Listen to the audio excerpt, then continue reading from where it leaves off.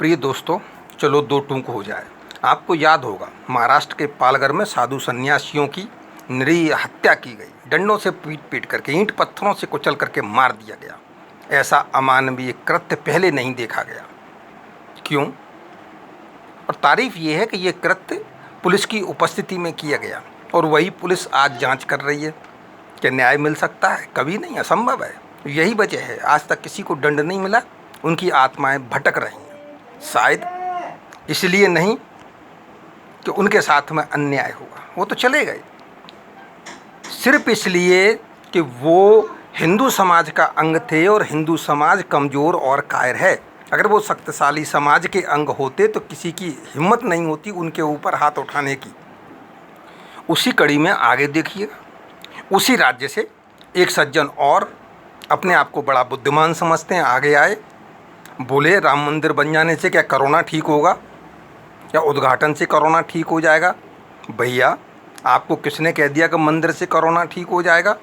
सबसे बड़ी परेशानी ये है कि ये हिंदू विरोधी तत्व हैं। ये नहीं चाहते राम मंदिर बने, शुरू से इन्होंने इसका विरोध किया है और हम डंडा टोक के कह रहे हैं मंदिर बनेगा, वहीं बनेगा और जिससे रोका जाए वो रोक ले। और ये इसलिए भी बकवास कर रहे हैं कि इनको फीता काटने का मौका नहीं मिला। इसी कड़ी में आपको याद होगा, याद नहीं है तो मैं याद लगा दूं, केरल में सरेआम सड़क पर इन्होंने गाय काटी और उसका गोश्त पका करके आपस में बांट के खाया, दिखा दिखा करके कि देखें हिंदू हमारा क्या कर लेंगे। ये जनाब हिंदू विरोधी तत्व हैं, इन्हें ध्यान रखिएगा।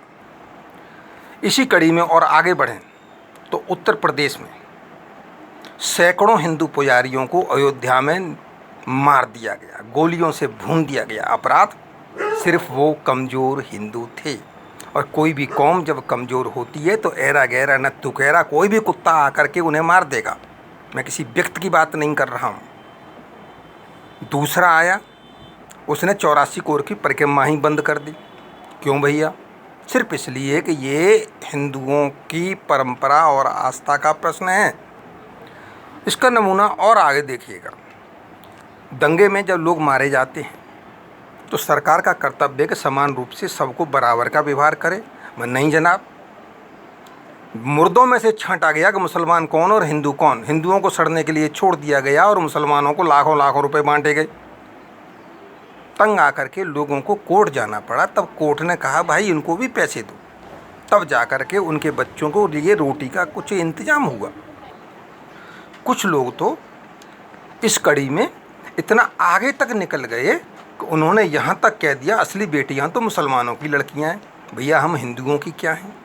बेटियाँ नहीं हैं, असली नहीं हैं, नकली हैं। तो फिर वो कहाँ से नकली हैं? आज तक इसका अभी हमें तक कोई जवाब नहीं मिला है। सच्चे देशभक्त हिंदुओं से मैं एक चीज़ कहना चाहूँगा, कुत्ते हर समाज में हमेशा होते हैं जिनका काम भौंकना होता है। गद्दार हर समाज में हमेशा होते हैं। पहले भी हिंदुओं को हरवाया गद्दारों ने और आज भी। आप स्वयं देख लो, प्रत्येक राजनीतिक दल को मुसलमानों के वोट चाहिए। कोई कहता है कि मुझे हिंदू वोट दे दो, नहीं मांगता। क्यों? क्योंकि हिंदू एकता विहीन इतने कमज़ोर प्राणी हो गए हैं कि उनके वोट तो ग्रांटेड हैं कि इसको नहीं देंगे तो उसको देंगे, उसको नहीं देंगे तो उसको देंगे। और ख़ास करके हम हिंदू उसे तो वोट ज़रूर देंगे जिसने हमें ज़्यादा जूते मारे हैं। और दोस्तों, मैं कुछ राजनीतिक दल के प्रतिनिधियों के और अन्य लोगों के मैं विचार देख रहा था। पता नहीं वो राजनीतिक दल के आधिकारिक प्रतिनिधि हैं या ज़बरदस्ती बन गए हैं, मुझे ये भी निश्चित रूप से नहीं पता है। जिनको बात करने की तमीज़ नहीं, तू तड़ाक बोलते हैं। क्यों भैया? कभी कभी तो ऐसा लगता है इनके माँ बाप ने पैदा करके गली में फेंक दिया है, तो वहीं से गटर की भाषा सीख करके बड़े हुए हैं। अपने से बड़ों को आप कहने की तो परंपरा ही भूल गए हैं। शायद इन्होंने अपने माँ बाप से ही पहले लात मारने का प्रैक्टिस की होगी। खैर, ये जाने और इनके माँ बाप जाने। पर ये मैं निश्चित रूप से कह सकता हूँ कि ये अच्छे हिंदू नहीं है। कोई भी हिंदू लड़का अपने बुजुर्गों के साथ में कभी भी अपमान की भाषा का प्रयोग कर ही नहीं सकता। मुझे अपने हिंदू बच्चों पर भरोसा है और अब मुझे इतना ज़्यादा भरोसा हो गया है कि आगे आने वाले लड़ाइयों में, चाहे वो हाथापाई की हो या वोट की हो, हिंदू एकजुट होकर के हिंदू के पक्ष में ही खड़े होंगे और जो हिंदू विरोधी ताकतें हैं उन्हें ध्वस्त किया जाएगा, उन्हें परास्त किया जाएगा। और मुझे आशा ही नहीं अपितु पूर्ण विश्वास है। धन्यवाद।